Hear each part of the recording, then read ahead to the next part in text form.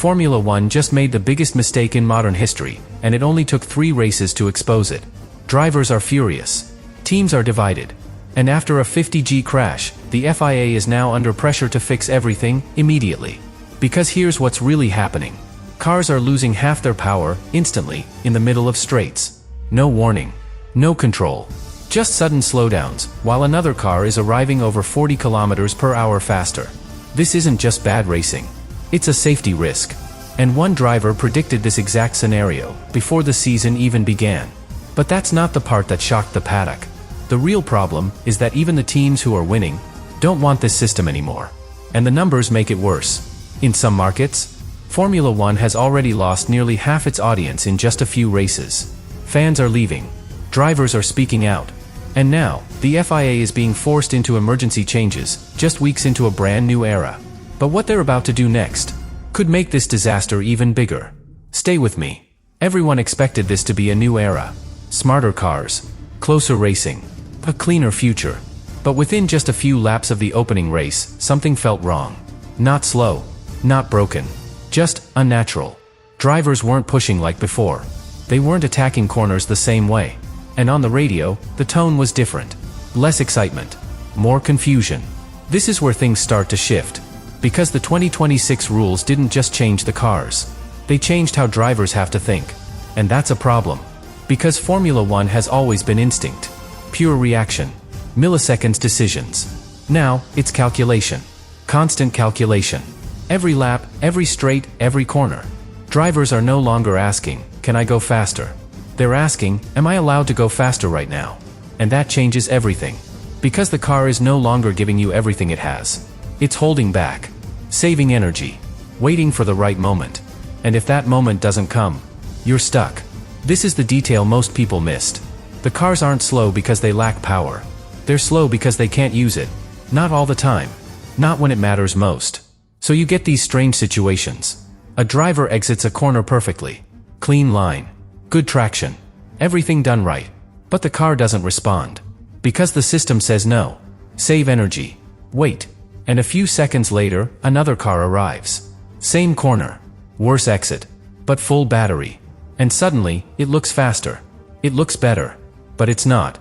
It's just using the system differently. And this is where drivers started to get frustrated. Because now, performance isn't just about skill. It's about timing. Battery timing. Energy timing. System timing. Lando Norris said it clearly.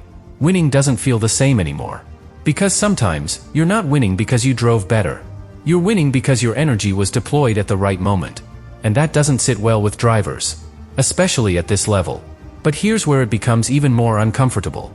Because this system doesn't just affect overtaking. It affects defending. Imagine trying to hold position, knowing that at any moment, your car could lose power. Not because of damage. Not because of a mistake. Just because the battery is empty. And the driver behind you knows it. They can see it. They can predict it. And there's nothing you can do. No defensive line. No braking trick. No late move. Just wait for the overtake. And that's why some drivers compared it to a game. Because it doesn't feel organic. It feels scripted. But this is only one side of the problem. Because while drivers are dealing with this on track, teams are dealing with something even more complex behind the scenes. And that's where the real divide begins. And that's where the real divide begins. Because while drivers are struggling to adapt, teams are fighting to survive the system. Not emotionally, technically, financially, strategically. Because these regulations didn't just change how cars behave. They changed what matters most. Before, performance came from aerodynamics, mechanical grip, driver input. Now, a huge part of performance comes from one thing: energy management. And not every team understands it the same way. Some figured it out early. They know exactly when to deploy, when to harvest, how to avoid those sudden power losses. And because of that, they look dominant, untouchable. But others are completely lost. They're not just slower. They're inconsistent, unpredictable. One lap competitive, next lap, nowhere. And this is where frustration turns into something else. Because when a team doesn't understand the system, they can't fix it quickly. This isn't a simple upgrade. It's not a new wing. It's not a setup change. It's a complete philosophy. Software, energy flow, power delivery. Everything is connected. And under budget limits, under development restrictions, that becomes a nightmare. Because you can't just spend your way out of the problem. You have to solve it. And solving it takes time. Time that some teams don't have. Because while they're trying to understand the system, others are already maximizing it. Building a gap. Race after race. And this is the exact opposite of what these rules were meant to do. They were supposed to bring teams closer. Instead, they've created a new imbalance. A bigger one. A more complex one. And a more difficult one to fix. But here's where it becomes even more tense. Because not all teams want change. If you're winning, why would you? If you've mastered the system, why would you agree to reset it? So now, the paddock is split. Two sides. Those pushing for immediate changes. And those quietly resisting them. Because every adjustment means someone loses their advantage. And in Formula One, that's everything. That's millions. That's championships. That's history. But while teams argue behind closed doors, there's something else happening in public. Something they can't control. The reaction. Fans are starting to notice. Not the technical details, but the feeling. The races don't feel the same. Overtakes look strange. Speed looks inconsistent. Battles don't last. And slowly, people are tuning out. Not all at once, but enough to raise alarms. Because when nearly half the audience disappears in just a few races, that's not a trend. That's a warning. And Formula One cannot ignore that. Because at the end of the day, this is not just a sport. It's a global business. And if the product doesn't connect, everything is at risk. Revenue, sponsors, future investment, everything. So now, the pressure is coming from every direction. Drivers demanding safety, teams fighting for fairness, fans losing interest, and the people running the sport, watching it all happen in real time. That's why the response is no longer optional. It's urgent. But urgency creates another problem. Because the faster you try to fix something this complex, the higher the risk of making it worse. And that's exactly the situation Formula One is in right now. Trying to solve a problem that might be bigger than they expected. And what they're considering next is where everything could change completely. And what they're considering next is where everything could change completely. Because now, the FIA is no longer just observing. They're preparing to intervene. Not next season. Not in the long term. Right now. In the middle of a championship. And that is something Formula One tries to avoid at all costs. But this situation is forcing their hand. The first idea being discussed is reducing electric power. Less deployment on the straights. Less extreme speed differences. On the surface, it sounds logical. Safer. More controlled. But there's a problem. If you reduce that power, you slow the cars down even more. And these cars are already slower than expected. So now you're fixing one issue by creating another. And that's the pattern starting to emerge. Every solution comes with a trade-off. The second idea goes in the opposite direction. Increase how fast the battery can recharge. So drivers spend less time without power. Less super clipping. Fewer dangerous situations. Again, it sounds like a fix. But it changes the entire rhythm of the race. Because now energy becomes easier to recover. Which means strategy becomes even more important. Even more artificial. And we're back to the same problem. Too much system. Not enough racing. Then there's a third option. Reducing the total energy allowed per lap. Forcing every driver into a more controlled window. Less extremes. Less chaos. But also, less freedom. And that's the word drivers keep coming back to. Freedom. The freedom to push. The freedom to attack. The freedom to race. And right now, that freedom is limited. But here's the most revealing proposal of all. Visual warning systems. Lights on the car? To signal when a driver is about to lose power. Just think about that. At 300 kilometers per hour, drivers might need a warning to tell them the car ahead is about to slow down unexpectedly. That has never been part of Formula One. Not like this. And the fact that it's even being considered shows how serious the situation has become. But here's where everything gets complicated. Because not all of these changes can happen. Some are too political. Some are too technical. And some go against the very concept of this new era. Because there are limits. Hard limits. The 50% electric concept cannot be removed. The core architecture of the engine cannot be rewritten. The foundations of these rules are locked in place.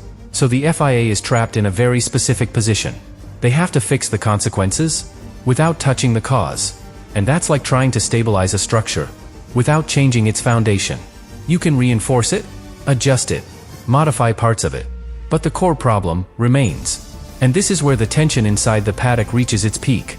Because now, everyone knows what's at stake. If the changes are too small, nothing improves. If the changes are too big, the entire competitive order shifts overnight. And that creates chaos. Because teams that spent years preparing for this moment could lose everything in weeks. And teams that are struggling could suddenly gain an advantage. That's not just technical. That's political. That's financial. That's Formula One at its most intense. But while all of this is being debated, there's a deadline approaching. Miami. The first race after all these emergency meetings. The moment where theory becomes reality. Where promises become results. Where the FIA has to show that they are still in control. Because if Miami doesn't deliver, if the problems remain, if the racing still feels broken, then this won't just be a rough start. It will confirm something much bigger. That this era was flawed from the beginning. And the closer we get to that moment, the more one question starts to dominate everything. Not just in the paddock. Not just among drivers. Everywhere. Can Formula One actually fix this? Or are they already too late? Can Formula One actually fix this, or are they already too late? Because there's one final layer to this story. The part that no one wanted to reach. Responsibility. Who allowed this to happen? Who approved it? Who pushed it forward, despite the warnings? Because make no mistake, the warning signs were there.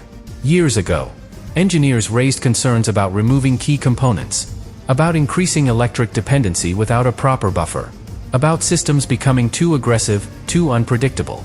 Even teams questioned whether the balance was right. But the project moved forward anyway. Why? Because this wasn't just a technical decision. It was a strategic one. Formula One wanted to evolve, to look modern, to attract new manufacturers, to align with a future built around sustainability.